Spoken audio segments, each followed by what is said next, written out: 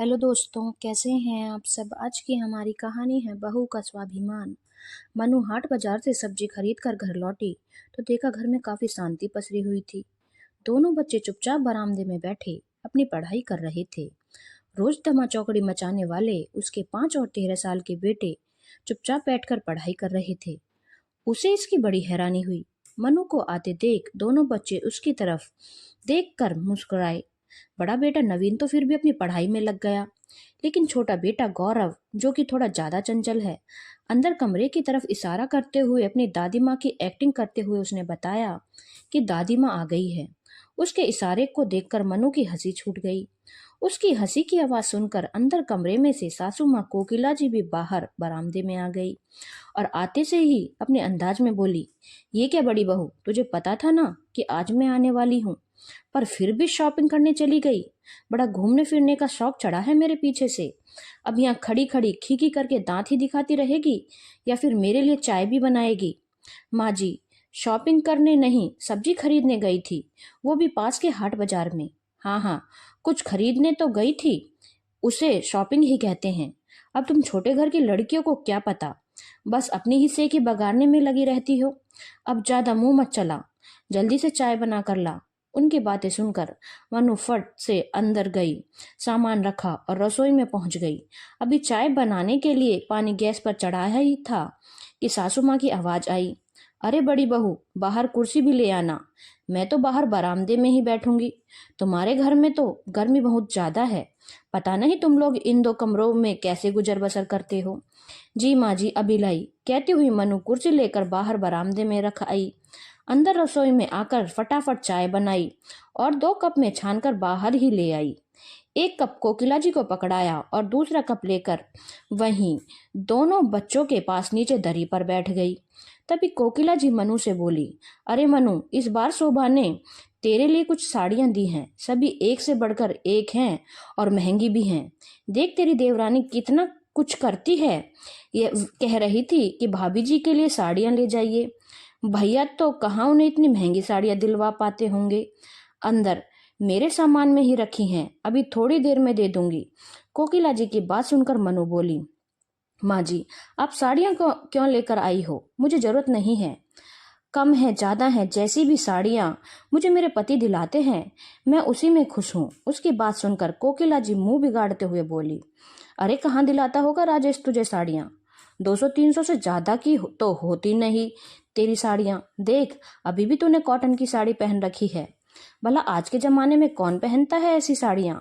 फिर अगले सप्ताह शोभा और अनूप की शादी की सालगिरह भी है, वो लोग होटल में पार्टी रख रहे हैं। ऐसे में तुम ये हल्की फुल्की साड़ी पहनकर जाओगी तो क्या अच्छा लगेगा।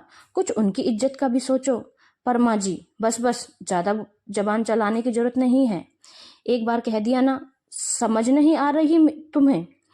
एक तो वो देवरानी होकर भी तुम्हारे लिए इतना सोच रही है और ऊपर से तुम जेठानी की ठसक दिखा रही हो, पता नहीं क्या ईगो लेकर बैठी हुई हो। कहती हुई कोकिला जी चाय पीने लगी। मनु ने भी उस समय कुछ कहना ठीक नहीं समझा, क्योंकि वह अगर जरा सी भी कुछ बोलती तो कोकिला जी बतंगड़ बना देती। इसीलिए वो चुपचाप हो गई, यह सोचकर कि राजेश खुद ही बात कर लेंगे। राजेश को बिल्कुल भी पसंद नहीं था कि मनु माँ या फिर शोभा से कोई कपड़े ले। पिछली बार भी कोकिला जी एक साड़ी लेकर आई थी, जिसे मनु ने खुशी खुशी रख लिया था। कोकिला जी उस दिन ज्यादा देर नहीं रुकी थी और राजेश के आने से पहले ही वहां से रवाना हो गई थी, इसीलिए राजेश को इस बारे में पता नहीं था। लेकिन जब शाम को राजेश घर पर आया और मनु ने वो साड़ी दिखाई तो उसे देखते ही राजेश बिगड़ गया। ये क्या मनु, तुमने माँ से साड़ी क्यों ली। अचानक से राजेश के सवाल से मनु हड़बड़ा गई और बोली, माँ जी इतने प्यार से साड़ी लेकर आई थी तो तुम्हारे लिए मेरे प्यार की कोई वैल्यू नहीं है क्या, जो तुमने माँ की दी हुई साड़ी रख ली। मैं जानता हूँ कि अभी मेरे पास पैसों की कमी है, मैं तुम्हारी इच्छा को पूरी नहीं कर पाता, पर इसका मतलब ये नहीं कि तुम किसी की उतरन अपने पास रख लो। उतरन। अचानक मनु अवाक होकर राजेश की तरफ देखने लगी। तब राजेश बोला, हाँ ये उतरन ही है, मैंने ये साड़ी शोभा को पहने देखा था। नहीं नहीं, आप यह क्या कह रहे हो, भला माँ जी मुझे शोभा की उतरन क्यों देंगी। मनु अभी भी मानने को तैयार नहीं थी। तुमसे ज्यादा मेरी माँ को मैं जानता हूँ, वो कभी भी तुम्हें खुशी खुशी कुछ नहीं देंगी। कहते हुए राजेश ने फेसबुक पर शोभा के एक सप्ताह पुराने पोस्ट दिखाए। सचमुच शोभा ने वही साड़ी पहन रखी थी। देखकर मनु हैरान रह गई और बोली, तभी माँ जी कह रही थी कि इसका ब्लाउज कटवा कर रखा था, मिल नहीं रहा है, तुम किसी और ब्लाउज के साथ इसे पहन लेना। बस तब से राजेश ने मनु को माँ से कुछ भी लेने से इनकार कर दिया। कोकिला जी के 2 बेटे हैं, बड़ा बेटा राजेश और छोटा बेटा अनूप। राजेश पहले अपने माता पिता का बिजनेस संभालता था, लेकिन अचानक पिता की मौत होने के बाद और बिजनेस पार्टनर की धोखाधड़ी के कारण सब कुछ ठप हो गया। हालांकि राजेश अभी भी सब कुछ ठीक करने की कोशिश में लगा हुआ था, पर परिवार का पेट तो पालना था। कोकिला जी भी अब यदा कदा सुना ही देती, बल्कि यूं कहो कि वो अब एहसान ही जताती थी। इसलिए राजेश जहां छोटी मोटी नौकरी करके अपने परिवार का गुजर बसर करने लगा, वहीं छोटा भाई अनूप इंजीनियर बन गया और अच्छा खासा कमाने लगा। राजेश की शादी मनु के साथ हुई थी, जो खुद एक मध्यम वर्गीय परिवार की बेटी है, इसलिए शादी में ज्यादा दान दहेज भी नहीं आया। इस बात को लेकर कोकिला जी हमेशा मनु से गुस्सा ही रही और अब राजेश की छोटी मोटी नौकरी के कारण कोकिला जी को पूरा मौका मिल गया था मनु को और परेशान करने का। लेकिन अनूप की पत्नी शोभा अमीर घराने की बेटी है और काफी दहेज लेकर आई थी। ऊपर से अनूप की इतनी कमाई, उसकी पत्नी शोभा और माँ कोकिला जी को इस बात का बहुत घमंड है और यहाँ से दोनों बेटों में भी फर्क और ज्यादा होना शुरू हो गया। कोकिला जी जहां अनूप और शोभा की तारीफ करते नहीं थकती, वहीं राजेश और मनु में कमियां निकालने से भी गुरेज नहीं करती। लेकिन उसके बावजूद भी राजेश और मनु अपने परिवार के साथ खुश हैं। पहले सब लोग साथ ही रहते थे, लेकिन कोकिला जी के दोनों बेटों में भेदभाव करने के कारण राजेश ने अपने परिवार के साथ घर छोड़ दिया और अपने पिता द्वारा बनाए गए इन 2 कमरों के मकान में शिफ्ट हो गया, जबकि कोकिला जी अपने छोटे बेटे बहू के साथ उस बड़े से मकान में ही रही। हालांकि वो मकान भी उनके पति द्वारा ही बनवाया गया था। खैर, शाम को राजेश घर पर आया तब कोकिला जी बाहर बरामदे में ही बैठी हुई थी। उसे देखते ही अपने साड़ी के पल्लू से खुद को हवा करती हुई बोली, अरे राजेश, तू आ गया बेटा, कैसे रहता है तू इस घर में? मेरी तो यहाँ गर्मी के कारण जान निकल रही है। वो तो मैं वापस चली जाती, लेकिन अगले सप्ताह अनूप और शोभा की शादी की सालगिरह है, वो भी बड़े होटल में। बस तुझे बताने के लिए रुक गई, बस अब रवाना होंगी। राजेश कोकिला जी की बात सुनकर बोला, माँ 1-2 दिन यहाँ मेरे पास भी रुक जाती तो मुझे भी अच्छा लगता।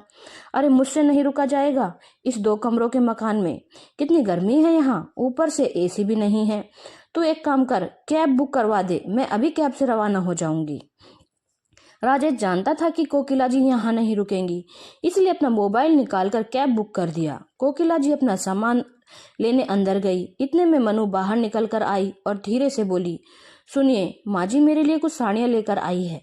राजेश ने मनु की तरफ देखा तो मनु बोली, मैंने मना किया था पर वो सुन ही नहीं रही, उल्टा मुझे ही सुनाई जा रही थी। अब आप ही संभालिए माँ को। इतने में कोकिला जी अपना सामान लेकर बाहर आ गई। उन्हें देखते ही राजेश बोला, माँ जाते हुए अपनी साड़ियाँ भी साथ लेकर जाओ, मनु ये साड़ियाँ नहीं पहनेगी। राजेश की बात सुनते ही कोकिला जी ने पहले तो मनु को घूर कर देखा और फिर राजेश से कहा, क्यों, क्या बुराई है इन साड़ियों में? एक से बढ़कर एक महंगी साड़ियाँ हैं। इसने तो कभी देखी भी नहीं होंगी ऐसी साड़ियाँ। इसने ऐसी महंगी साड़ियाँ नहीं देखी तो कोई बात नहीं, जब मेरी क्षमता होगी मैं दिला दूंगा, पर अभी मेरी हैसियत नहीं है उसे ऐसी साड़ियाँ पहनाने की, इसीलिए आप ये साड़ियाँ वापस लेकर जाइए। राजेश ने अपनी बात कही तो कोकिला जी गुस्सा हो गई। क्या हमेशा लकीर का फकीर ही बना रहेगा? खुद तो कुछ ढंग का कमाता नहीं है, ऊपर से हमको शर्मिंदा करता है। अब अगले हफ्ते अनूप और शोभा की शादी की सालगिरह है, वो भी होटल में।